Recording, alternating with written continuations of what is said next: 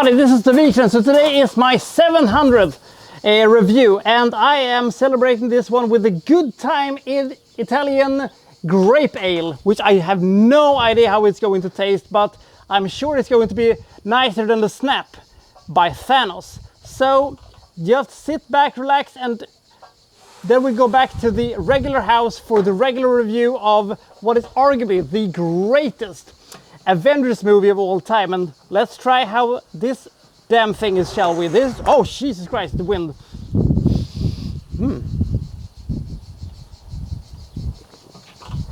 Like Thanos, it is very unexpected. My God, this is great. Let's go to me. This is my review of Avengers Infinity War.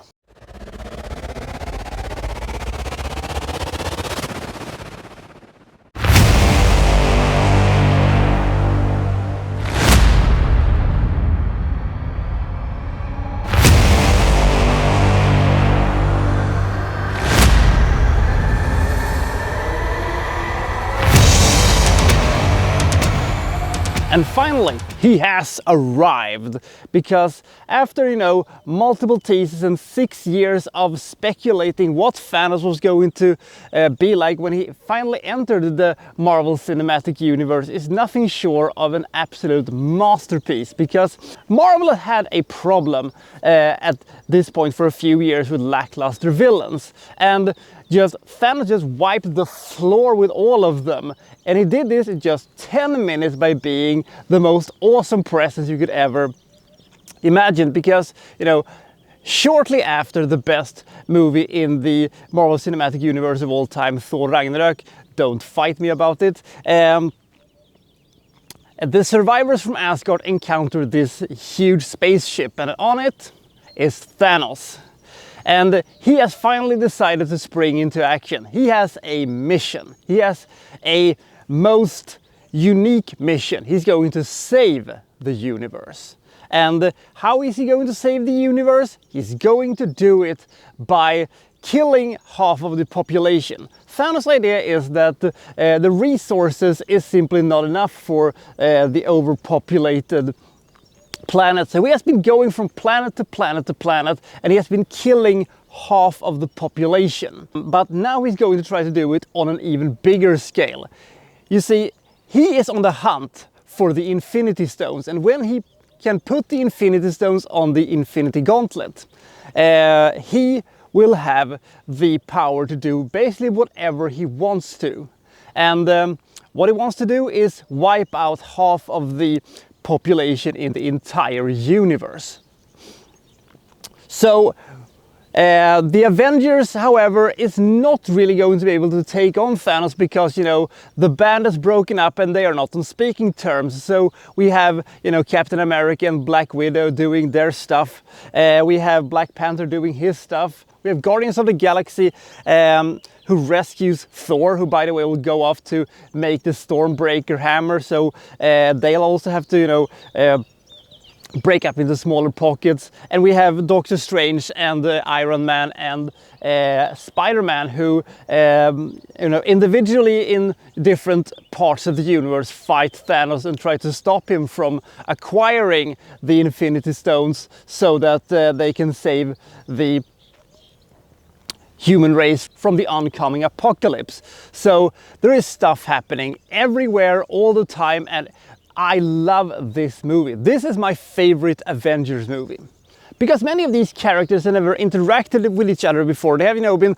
put together in different pockets. We have Guardians of the Galaxy who's never been interacting with any of the other guys, and now we're seeing them interact with them. And it was just such a delight to see Iron Man bitching around with Doctor Strange, and I could literally have just a 2-hour-long bromance between Star-Lord and Thor. That could have been so great, because the inferiority complex that Star-Lord feels towards Thor is great. But despite the enormous star power of this movie, despite all of these characters, there's one guy who stands head and shoulders above everybody else, and that is Thanos. Apart from Hela from Thor Ragnarok, there hasn't been a memorable villain quite some times in the Marvel Cinematic Universe, and even Hela was kind of sidelined and wasn't that important. You always feel Thanos' presence in this movie. And when he's not on screen, he has his minions, who is actually quite memorable and actually are very capable fighters. So we are never left without a villain to fight, and the focus is more on the ambition of the villain rather than the bickering and the turmoils within the heroes, which has always been, in my opinion, the biggest problems with the Marvel Cinematic Universe. So stuff is happening all the time, action sequences, action set pieces, they're just going hell for leather through the entire movie. And the only problem is probably that you need to have seen, the previous movies to really get the gist of the whole thing. Imagine, just, watching a Marvel movie for the first time and you watch this thing, you would have been a bit confused, I reckon, because, well, simply, there's just stuff going on. Who is that guy? Well, I guess that's that guy. Who is that girl? I don't know. And, you need to have seen it to really appreciate it. And that is, of course, a little bit of a gamble, but I guess at that point they were so confident that everybody was just, so caught up with what everybody has been doing over the past movies that they're gonna see it and they're not gonna complain. And I think they actually are correct about that. So we have an extremely fast-paced, extremely entertaining, epic, awesome movie with fantastic characters and fantastic ensemble piece, and everything is just so great. And furthermore, regarding Thanos, the thing is that Thanos is one of these villains who truly believes that he is the good guy in this.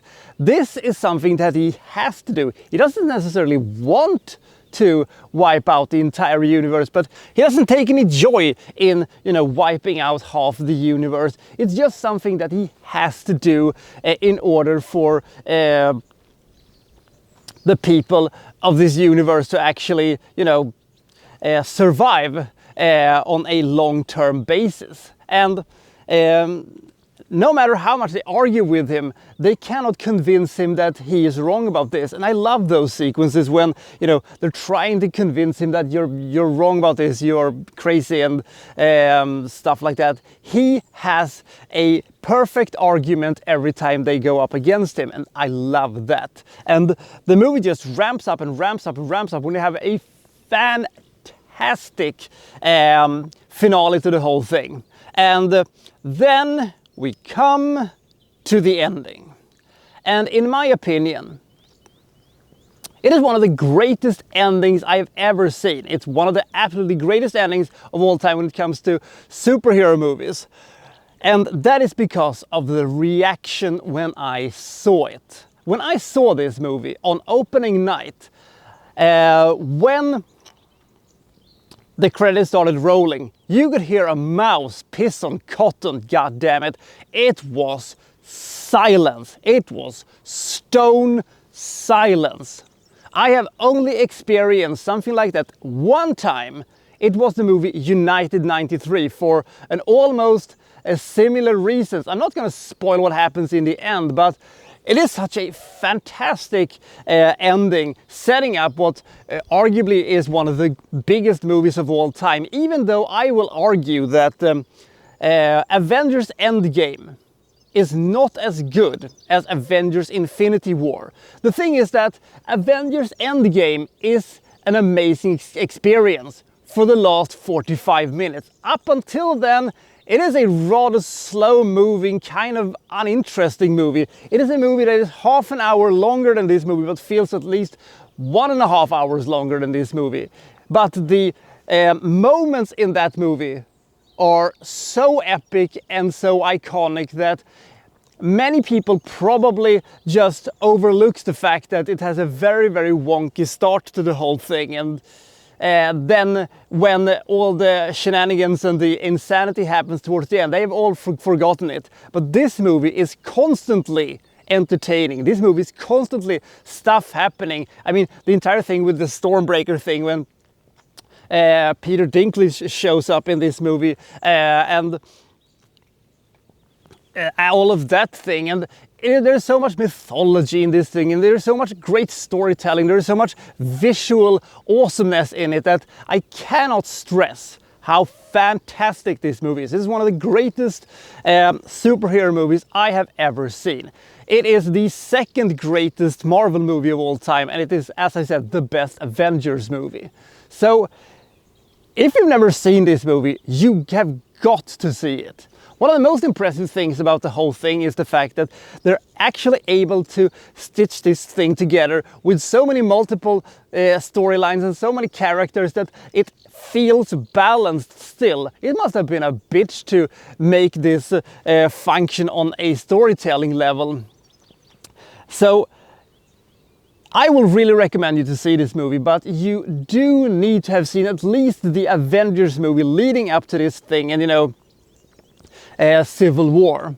If you want to, you know, do the absolute bare minimum of getting up to speed before seeing this movie. The fun thing is, of course, seeing all the Marvel movies in chronological order, but some people may not have the time for it, and fair point to them, but for me this was the epitome of entertainment. I love this movie so much, and I'm not afraid to say it. It is one of the greatest movie experiences I've ever had. So many different, interesting and fantastic locations, so many fantastic iconic moments, the fantastic villains, the amazing characters, the epic struggle and the massive battles. Avengers Infinity War is something to behold indeed. I give this movie 97 points. It's basically a perfect adventure that just keeps going and going and going. And just when you think that this thing simply couldn't get any more awesome than it has already, you know, been, and then we come to the fantastic finale and the ending, which is so iconic, featuring a couple of small little acting gems that we don't regularly see in these types of movies.